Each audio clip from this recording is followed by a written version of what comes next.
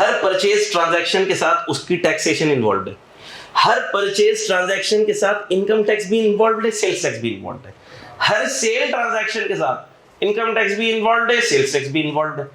फिर साल के आखिर में प्रॉफिट निकलेगा, इनकम टैक्स इन्वॉल्व है। मैं ये कह रहा हूं जो तुम सोचोगे जिस ट्रांजैक्शन पे उस पर टैक्स इन्वॉल्व है।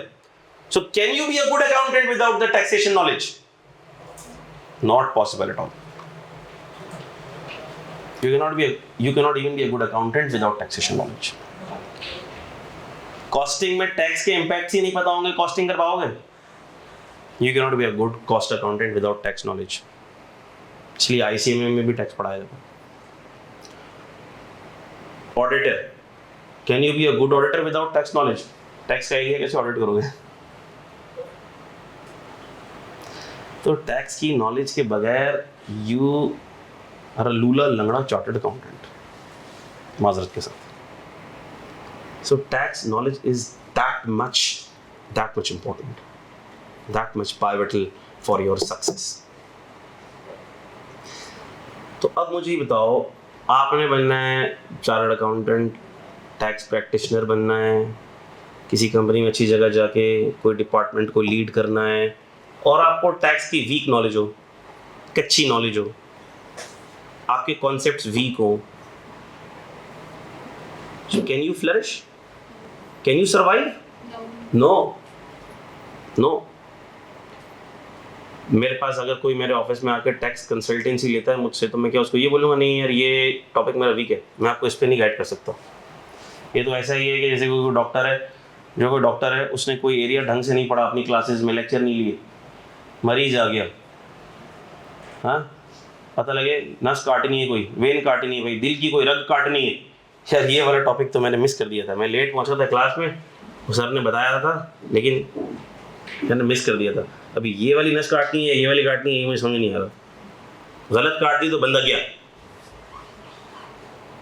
नहीं, क्लाइंट आपके पास आएगा कोई टैक्स एडवाइस लेने के लिए, अभी थोड़ी बोलोगे सर मैंने 2 वाला टॉपिक मिस कर दिया था, मुश्किल लग रहा था, पेपर में थोड़ी आता था, मैंने नहीं पढ़ा, मैंने नॉन रेजिडेंट की टैक्सेशन नहीं पढ़ी, मुश्किल लगती थी मुझे बहुत, मैंने थिन कैपिटलाइजेशन नहीं पढ़ी, मुझे मुश्किल लगती थी बहुत। इसी फाइनल के एडवांस्ड टॉपिक्स हैं, मुश्किल टॉपिक्स हैं, तो ये मैं आपको इस पर गाइड नहीं कर सकता। दुकान चलेगी आपकी? You can not be a good tax consultant.